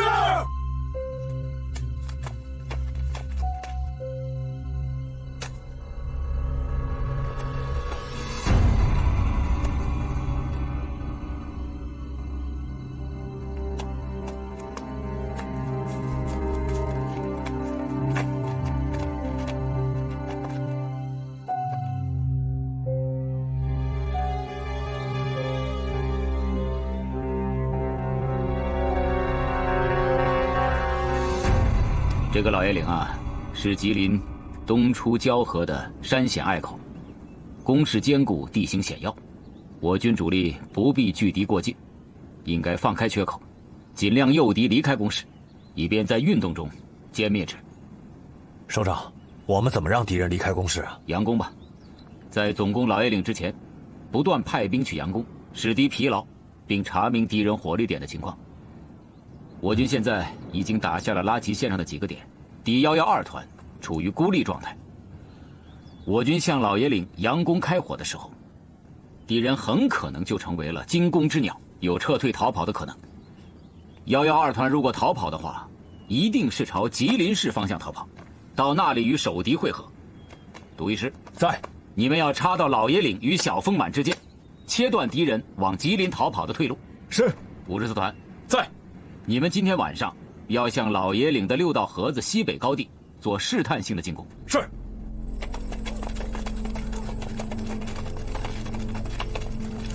快，跟上！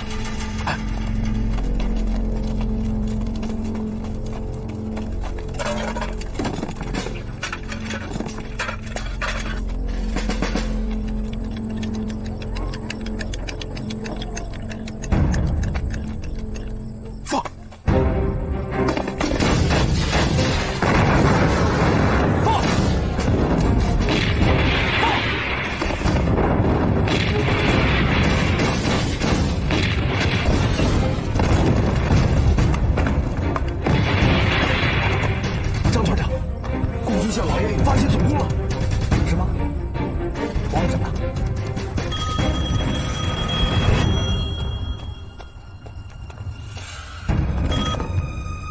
喂，军长。赵科长，电话里这么吵啊！军长，今夜共军可能要对老爷岭发起总攻了。啊！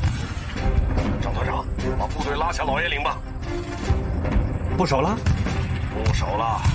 112团是我军精锐部队，一定要保存实力，不要让共军吃掉。命令112团马上向吉林市撤退。是。马上撤退。是。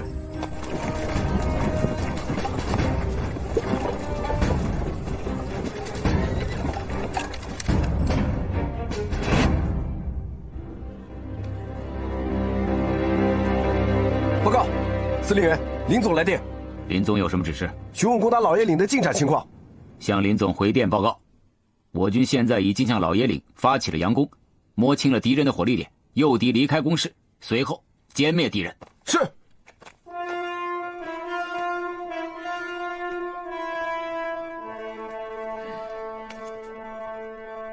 提醒洪大个子，守老爷岭的敌人可是块硬骨头，是孙立人的112团。问他，打掉这个团需要多少时间？是。给林总发报，干掉112团，估计要7天的时间。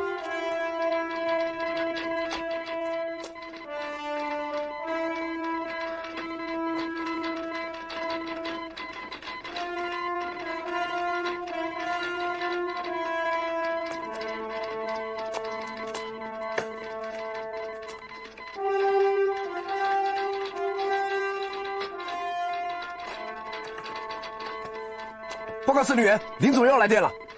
怎么说？老爷岭易守难攻，西域军要是强劲对手，老爷岭暂时不打了。不打了？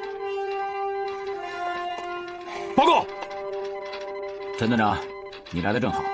昨天你们佯攻老爷岭，辛苦了。现在，林总来了命令，让我们暂时不打老爷岭的112团，我们6纵准备撤。啊？撤？对。报告洪司令，112团准备逃窜。逃窜？你怎么知道？54团昨夜偷听了敌人铁路上的电话，张前师的部队要撤出老爷岭。真的？军中无戏言，我哪里敢跟您开玩笑啊！好啊，蛇要出洞了，那咱们就打他个措手不及。把这个新情况马上向林总报告。是。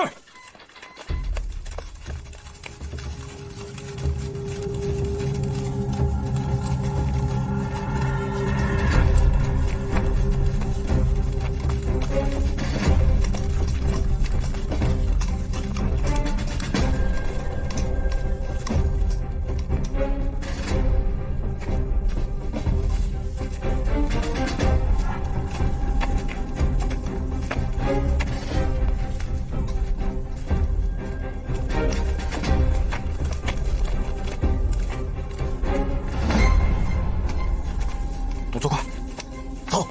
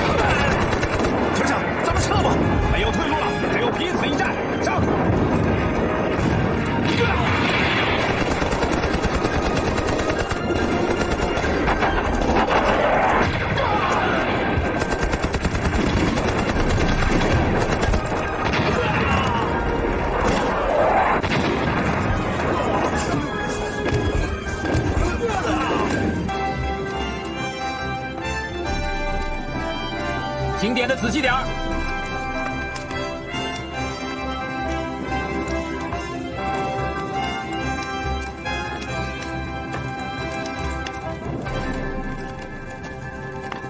首长，我们活捉了国民党112团副团长。你就是112团的刘副团长吗？必然是。我说你们112团守着老爷岭，做了那么多的防御工事，为什么会突然撤呢？不瞒长官，这次112团失败，是杜长官指挥不果断，一会儿叫守，一会儿叫撤，致使112团全军覆没。是吗？那你们团长张杰之呢？他就是在这附近被炸身亡了，死了。哎呀，这张杰之的名字我是早听说过呀，打日本鬼子还是有些名气的。可惜了，可惜了。老强，到，你带几个人把张杰之的尸首找到。首长，我没见过呀，怎么找？你认识，你带他去。遵命，走吧。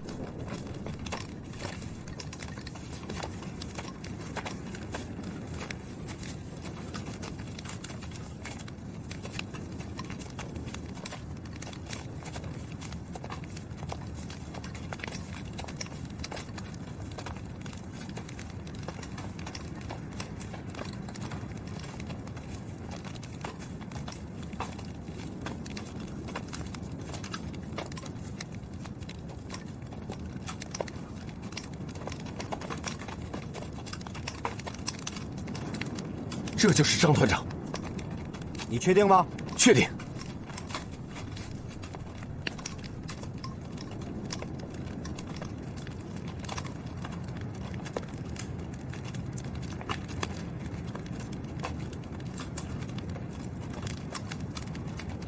这就是美国总统发给他的勋章。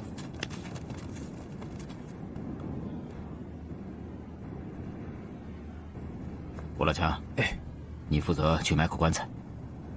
啊，司令员，你还要给他买棺材？把张杰之的遗体清理干净，换上衣服入殓，然后派专人送到吉林市他的夫人那里。司令员，你对他也太客气了。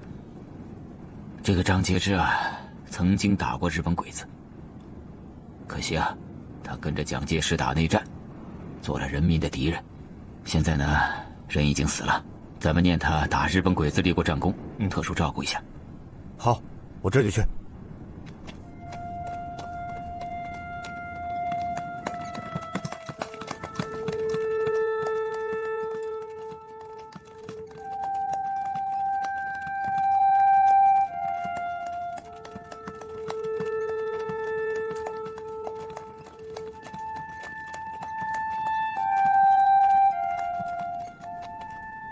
老乡啊，哎，把这2样东西亲自交给张杰之的家人。啊，谢谢了。好的，你放心吧。走。